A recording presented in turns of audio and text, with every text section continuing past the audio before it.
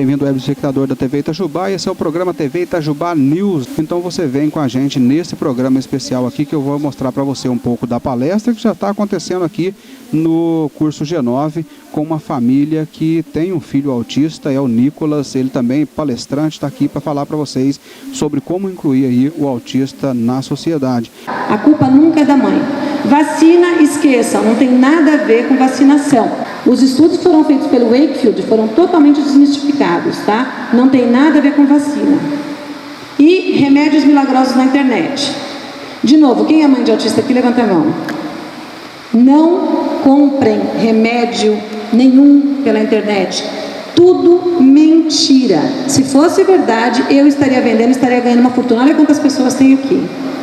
Se fosse verdade, eu ia fazer uma propaganda na internet, porque esses dias eu falei, se eu colocar um vídeo do Nicolas pequenininho para vocês verem, com autismo mais severo, se eu colocar um vídeo do Nicolas hoje dando aula, dando palestra, dando show em cima do palco, e colocar uma garrafinha com água da torneira e falar que foi aquilo que eu dei para o Nicolas, eu vendo 1 milhão no final de semana.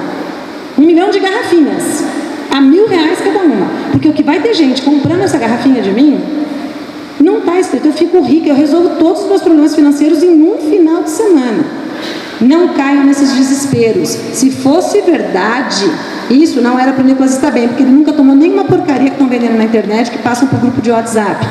11,4% dos autismos são sindrômicos, ou seja, aquelas crianças que apresentam o nariz diferente, o palato aumentado, a dentição, a orelha mais rebaixada. Então tem aspectos sindrômicos, estão geralmente ligados a síndrome de Rett, Phelan-McDermid, já tem nome, a síndrome de Phelan-McDermid, então está lá no cromossomo tal, genital. Síndrome de Rett, está lá no E 88,5% dos autismos são idiopáticos, são autismos não sindrômicos, como é o caso do Nicolas. Qual que é o tipo de autismo do Nicolas? Não tem um nome. A minha meta é que ele conte até 10 esse ano e saiba o alfabeto. Se ele não souber contar até 10 e não souber o alfabeto, eu não passo filho de ano. A minha meta.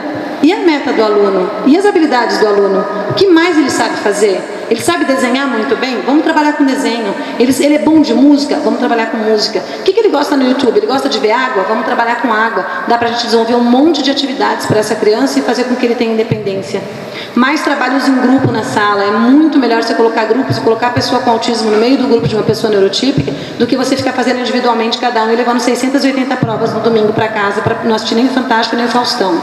Então a gente precisa reinventar a sala de aula, precisa retornar ao que era a escola antes, que era um lugar de prazer para a gente desenvolver as nossas habilidades. Esse era o conceito de escola, que era o escolé. Ah, Anitta, mas na época de Sócrates, né? Não tenho nada mais com Sócrates, Platão, olha quanto a gente já evoluiu. Acho que a gente involuiu, porque a escola virou um lugar chato pra caramba, onde a gente é obrigado a aprender tudo igual a todo mundo. E se um errou as palmas, todo mundo reprova. Se um não sabe a fórmula de Bhaskara, se tem delta, se não tem delta, reprova. Se um não sabe a tabela periódica, tá ruim. Como assim eu expliquei toda a lição e você não tirou 10? Eu dei lição para você tirar 10. Como você tira 5? Como você tirou 2? A gente precisa mudar o conceito dentro da nossa sala de aula e é possível você fazer uma aula muito mais legal, muito mais interessante e colocar essas crianças em qualquer faculdade do mundo inteiro.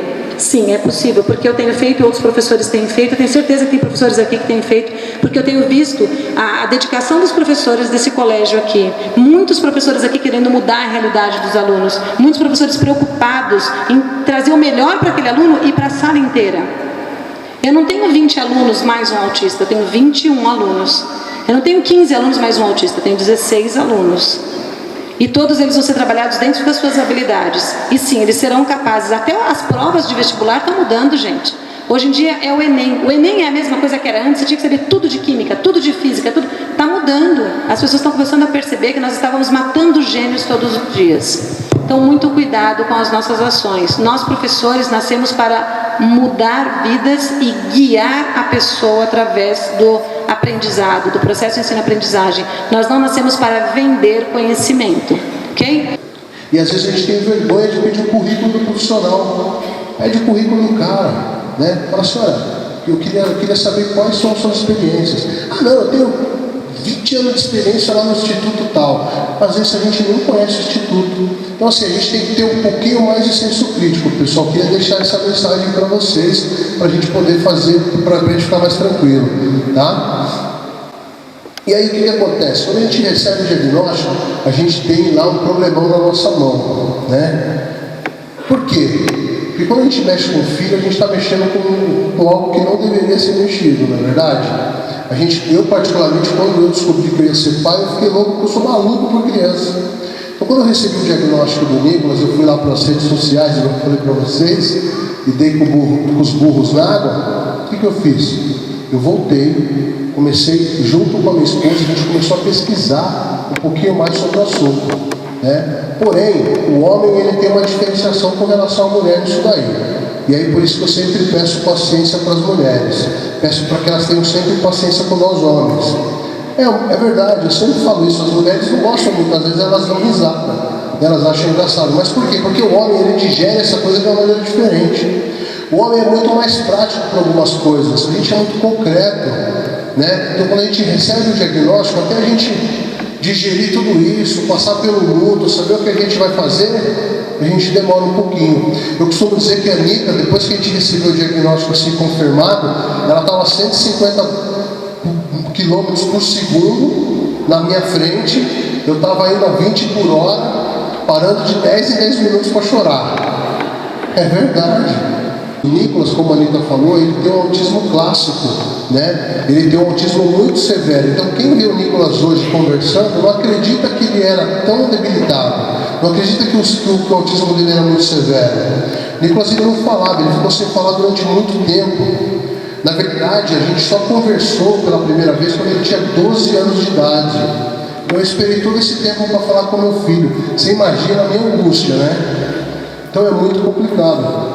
Por isso que eu venho sempre e comecei a dar as palestras em função de não encontrar muitos pais nas palestras. Aí perguntando nas zonas, o pessoal falou, tem um percentual muito grande de pais que abandonam a família por conta do autismo dos filhos. Aí eu fiquei muito chateado.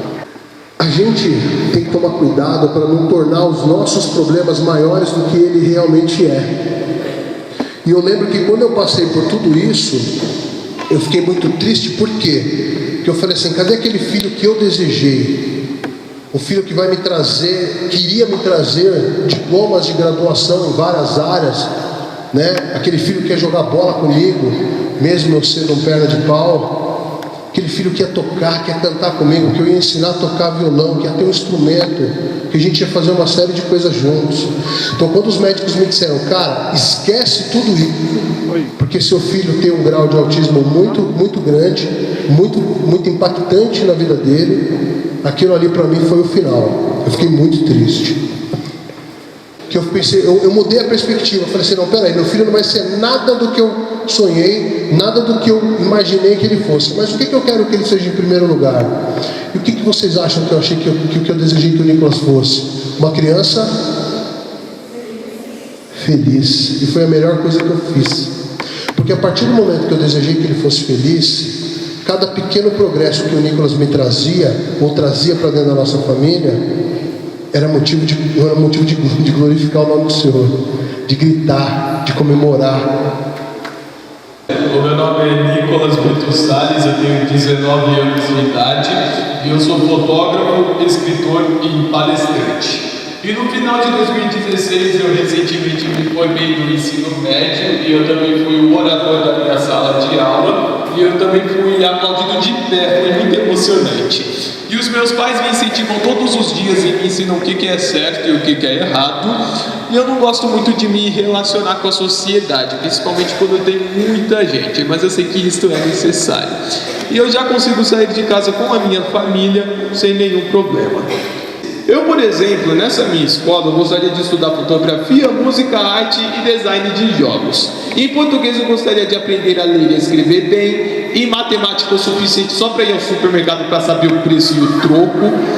E eu queria entender todas as matérias, porém, existem matérias que até hoje eu não consigo entender.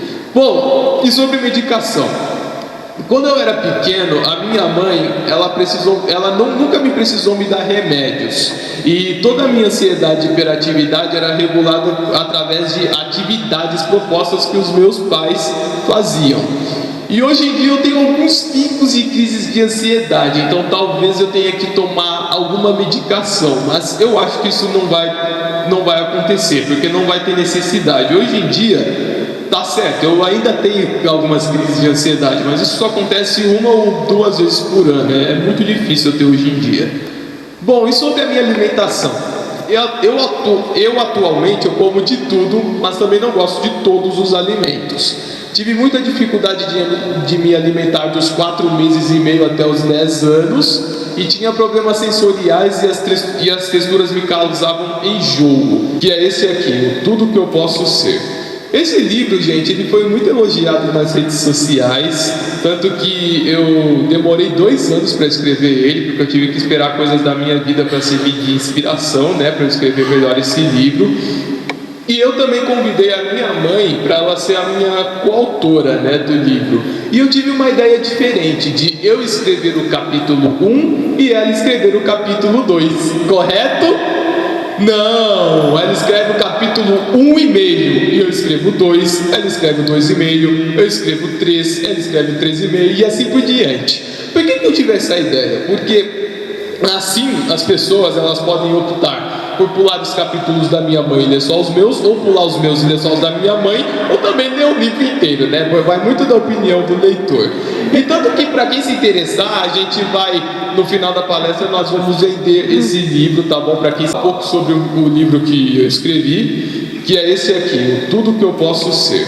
Esse livro, gente, ele foi muito elogiado nas redes sociais, tanto que eu demorei 2 anos para escrever ele, porque eu tive que esperar coisas da minha vida para servir de inspiração, né, para eu escrever melhor esse livro. Eu nunca gostei de ir em lojas de brinquedos como PB Kids e ReHap. O meu negócio mesmo era Maradás e Casas Bahia. Eu amava essas lojas, porque eu era muito fã de objetos giratórios, sério, vocês não estão entendendo. Toda vez quando tinha uma loja perto, era só da gente passar que eu puxava os meus pais pra gente ficar vendo todos os ventiladores e todas as máquinas de lavar. Eles podem confessar que isso encheu o saco deles, né? Um pouquinho. Tá bom. Bom, e sobre a minha vida amorosa? Eu já paquerei, eu já namorei, mas na época eu era muito jovem, então eu não entendia muitas dinâmicas do relacionamento. Então tinha dificuldades de me acostumar com situações imprevisíveis, de me acostumar com atrasos, com conversas longas. Mas hoje em dia eu já superei e melhorei em várias áreas, ou na maior parte delas. Eu sinto hoje em dia que eu estou mais preparado. Bom, e sobre a minha religião? Muitas pessoas me perguntam se eu tenho uma religião, e sim, eu tenho. Eu sou cristão e eu comecei a acreditar em Deus desde pequeno, quando os meus pais me falavam que Deus é um homem que está lá em cima, que nos ajuda em momentos difíceis. E eu também vou à igreja também, na maior parte dos dias de semana. Eu vou mais aos domingos de manhã, que são os cultos de jovens, né? Mas eu também eu tenho um pequeno defeito na minha religião, que é o quê? Eu não gosto de ficar ajoelhado. Sério, porque concreto e madeira machucam os joelhos pra caramba. E toda vez que eu tenho que ficar ajoelhado, o meu sapato ele fica dobrando e aí acaba com a textura dele. Mas isso é só uma frescurinha. Eu acredito no bem e no mal. Eu, no caso, escolhi fazer o bem. Bom, e o que me ajuda a desenvolver hoje em dia? Bom, eu recentemente comecei o meu trabalho de fotógrafo. Eu já vou falar mais para vocês o porquê eu ter escolhido o meu trabalho de fotógrafo. Eu só vou beber só mais um pouco de água aqui, só um instante. Pronto. E é claro, eu não poderia deixar de mencionar as palestras. Eu gosto muito de dar palestra, gente, de coração. É uma profissão que eu pretendo seguir longe, porque eu adoro falar em público, assim como vocês aqui, para ensinar mais sobre o autismo e também falar um pouco da minha vida, só para servir de exemplos para alguns pais. Bom, e eu escolhi ser fotógrafo, mas por quê? Pois então, muitas pessoas acham que fotografia é uma coisa muito simples. A maioria das pessoas pensam que essa é a máquina de tirar foto, olha que fácil.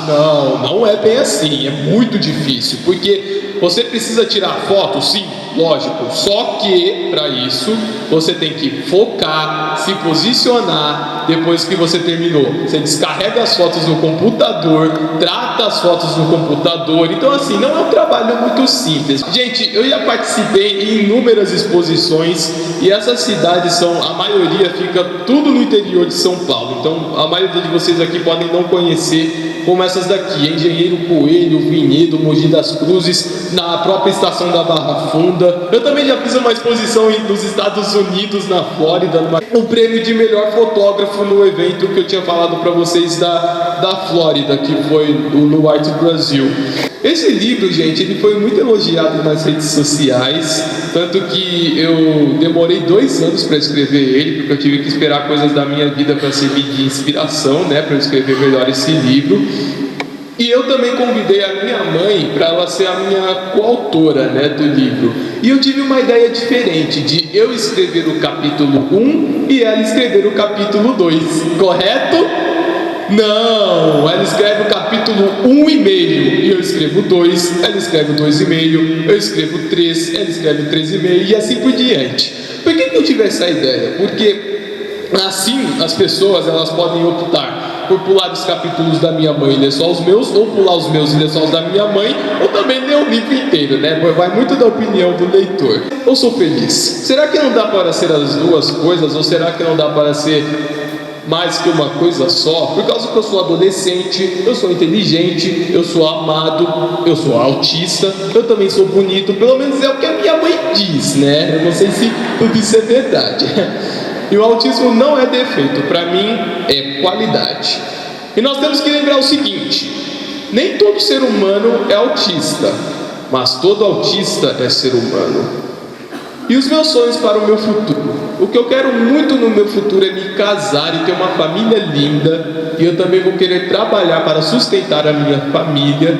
Eu também vou querer marcar muitas coisas para sair com os meus amigos de infância. Bom, e se os meus pais não tivessem insistido, hoje eu não teria me formado na escola e não teria desenvolvido tanto. Eu acredito que serei capaz de me adaptar ao mercado de trabalho, assim como me adaptei à escola. E essa aqui é a frase que a minha mãe fez: tudo só é 100% possível se você tentar 100%. E o que essa frase quer dizer? Quer dizer que vocês nunca devem desistir dos seus filhos especiais. E não é só no caso de filhos especiais, tá? É no caso também do seu sonho, que você deve seguir e nunca deve desistir. E se os meus pais tivessem desistido de mim, hoje eu não estaria aqui falando com vocês.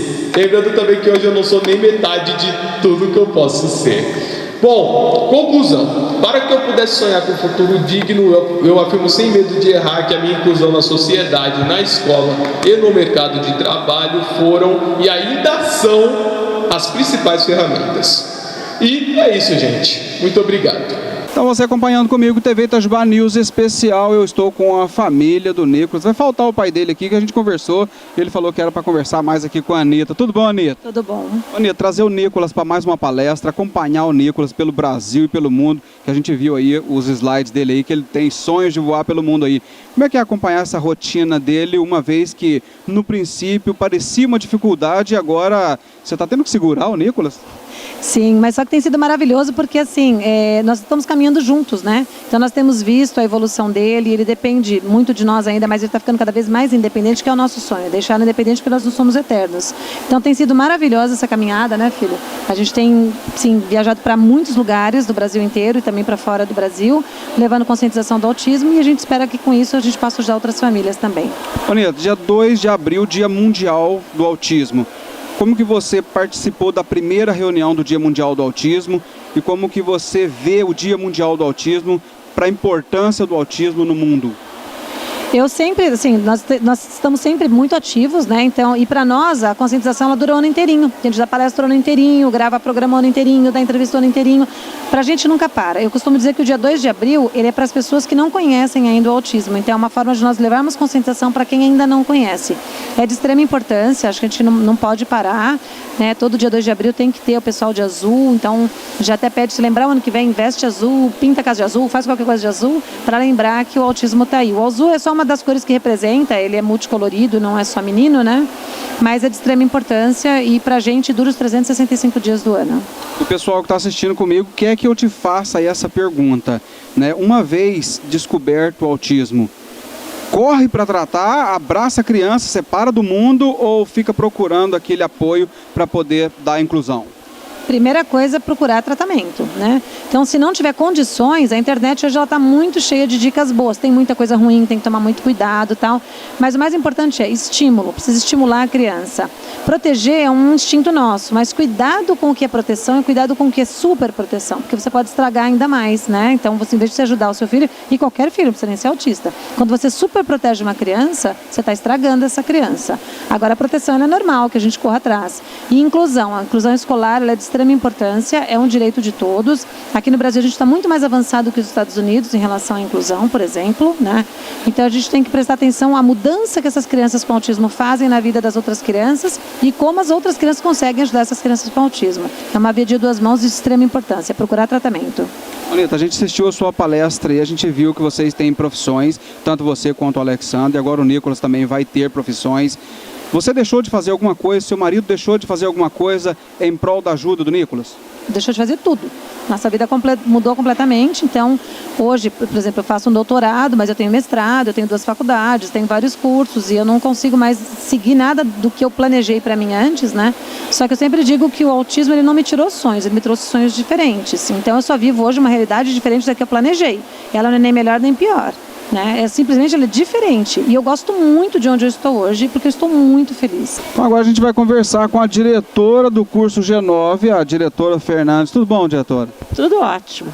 Diretora, e o Dia Mundial do Autismo, com uma palestra dessa, uma casa lotada para assistir, o pessoal aplaudiu, participou agora no final com entrevista, com perguntas e respostas. Como é que é a importância do G9 apoiar um projeto desse tamanho? Olha, se nós falamos em educação e não apoiamos, né, um projeto como esse, nós estamos falhando no nosso trabalho. Porque a educação é para todos, né? E se nós deixamos de lado as crianças, né, que são deficientes, nós estamos exatamente fazendo o nosso trabalho pela metade. Então hoje foi um dia, para mim, maravilhoso. Eu vou dormir muito tranquila, porque as palavras do Nicolas para os jovens foi espetacular, né? Ele falou aquilo que eu falei no início da minha fala, acho que vocês não estavam aqui. Ele mostrou para os jovens a importância do desafio. E nós vemos hoje muitas pessoas que a primeira barreira, elas desistem. E ele falou não, ele falou que faz questão de ser autista, porque alguém perguntou para ele por que ele gostava, né? Ele disse que gostava de ser autista, porque ele disse que o autismo ensinou a ele a enfrentar desafios, né? E ele falou muito na questão do respeito ao outro, que é algo que a nossa sociedade, infelizmente, tem colocado um pouquinho de lado, né? Então, quando a escola se propõe a educar, ela tem que propor exatamente a primeira coisa para a formação de um cidadão, que é o papel da educação, é exatamente o respeito ao outro, não é? Para que nós possamos, né, viver bem, vivermos em uma sociedade com ética, não é? Que, aliás, é o que está faltando muito na nossa sociedade hoje, né? Mas eu tenho certeza, né, de que os nossos jovens estão preparando para melhorar a nossa sociedade. Eu espero muito isso. Eu acredito muito na educação. Diretor, o curso G9 não acontece hoje essa inclusão, né? Ele vem preparando durante o ano. Hoje é o Dia Mundial, os professores já participaram de outras palestras para depois participar desse dia. Mas o curso G9, ele vem tratando esse pessoal todo dia até chegar o dia da palestra e vai continuar esse trabalho. Olha, nós já fazemos esse trabalho há muito tempo. Hoje existe uma legislação, se eu não me engano é de 2015 ou de 2013, desculpe, eu não me lembro bem. Mas é lamentável, né, que nós tenhamos que ter uma legislação para que a escola regular aceitem as crianças com deficiência, né? Do mesmo jeito que eu acho lamentável ter um estatuto da criança e do adolescente, o estatuto do idoso, né? Eu acho que todos merecem um respeito, né? Então aqui na escola nós fazemos assim, sempre esse trabalho nós estamos fazendo porque nós temos muitos alunos aqui que necessitam de cuidados especiais. Aliás, todos necessitam, né? Nas suas diferenças, nas suas necessidades. Mas nós temos autistas, né? Vários, nós temos crianças com síndrome de Down, nós temos um aluno com Prader-Willis, que é uma síndrome, né, pouco conhecida, né? Então nós fazemos sempre a conscientização, um trabalho de conscientização com os funcionários, com os professores, né? Não basta apenas a palestra, né? Esse trabalho ele tem que ser dioturno, né? Todos os dias nós estamos, né, aprendendo e ensinando, não é? Porque esse é o nosso papel de educadores. André, hoje o dia da palestra, o Nicolas também, a mãe dele, o pai dele aqui, o pessoal aplaudiu bastante, participou de dinâmica. Foi completo o dia ou ainda tem alguma coisa que fica faltando que na próxima palestra o web espectador vai ficar sabendo? Olha, sempre tem uma coisa para acrescentar, a gente sabe, mas eu acho que para o dia de hoje, pela conscientização que a gente queria promover na cidade, eu acho que a gente tem que estar muito feliz. Foi maravilhoso, o público acho que demonstrou isso, foi assim, mais que o suficiente. Eu acho que para o dia 2, para a gente começar uma mobilização na cidade, com as pessoas, eu acho que a gente está muito contente. Muito bem, você acompanhando com a gente também a parte da organização desse evento que trouxe hoje a família do Nicolas, que você assistiu com a gente nas imagens, que é palestrante e autista. Ô Sheila, então você esteve lá no programa, anunciou que hoje teria palestra, o pessoal veio aqui, compareceu. Como é que foi a resposta desse público? Como que você sente com a resposta desse pessoal que aplaudiu a palestra do Nicolas? Nós estamos muito felizes com o resultado. A gente abriu aqui o nosso espaço e eu acho que ele foi muito bem aproveitado para falar sobre o autismo, que é uma causa tão importante, que é um tema que a gente deve cada vez mais debater, informar as pessoas, porque, como eu já falei, só com a informação é que a gente vai conseguir quebrar algumas barreiras, quebrar um pouco o preconceito que ainda existe. O Nicolas, hoje cedo, ele visitou todas as nossas turmas, conversou, na verdade foi uma conversa muito informal, ele teve um bate-papo com as crianças, os alunos puderam tirar dúvidas, e a gente percebeu, assim, principalmente a receptividade nas salas em que tem alunos autistas. Os colegas muito curiosos para saber, a gente percebeu assim, a curiosidade para ter informações de como lidar com o colega, que eles sabem que é autista, foi muito rico, a gente está muito satisfeito. Então, além de tudo, tem a interação que ele fez com os alunos aqui. Tem como fazer uma previsão de porcentagem de quanto melhora o seu trabalho uma visita do Nicolas aqui na escola? Eu acho que ele mobiliza as emoções das pessoas, né? Já falei, algumas barreiras são quebradas de preconceito, de conceitos que a gente tem já estabelecidos na nossa cabeça, que a gente percebe que não são dessa maneira quando a gente se aproxima do Nicolas, que é um jovem com autismo, e começa a interagir mais com ele. Então, o que eu acho assim, que os nossos alunos serão multiplicadores.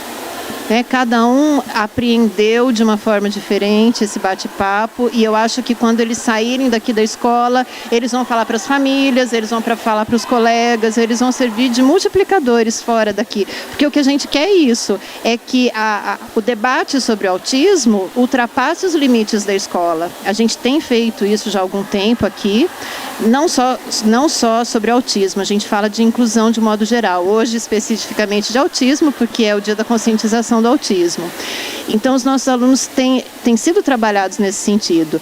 E agora, até o final do mês, outras atividades acontecerão. Os professores de educação física fazem um trabalho com cadeirantes, simulando assim, uma criança cega, uma criança surda. Então, são várias atividades para sensibilizar os nossos alunos para essa causa. Assim, todos são diferentes, então vamos aprender a lidar com essas diferenças. No livro da Anitta, você falando de diferença aí, tem uma frase aqui que me chamou muito a atenção, que a frase é o seguinte: ser diferente é normal, e ser normal é ser feliz.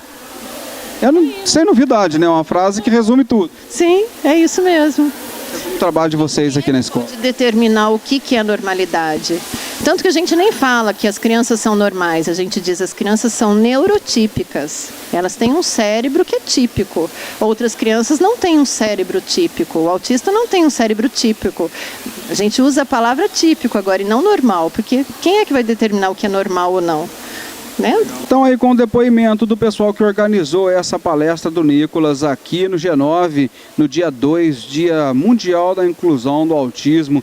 Então você que assistiu comigo esse TV Itajubá News especial, eu deixo para você a seguinte mensagem: se você tem um parente, se você tem na família ou tem um vizinho que você sabe que tem o autista, que precisa dessa ajuda, que precisa dessa inclusão, conversa, assiste o nosso programa, pega aí algumas dicas aí com os professores, também com o pessoal da família do Nicolas, que estiveram aqui, deram essa palestra, e leva realmente aí para poder ajudar aí a inclusão desse autista, porque é de tamanha importância que a gente leve para você a informação de qualidade. Aqui na Web TV Itajubá, essa TV que pega no seu celular. Até o próximo TV Itajubá News. Fica com Deus.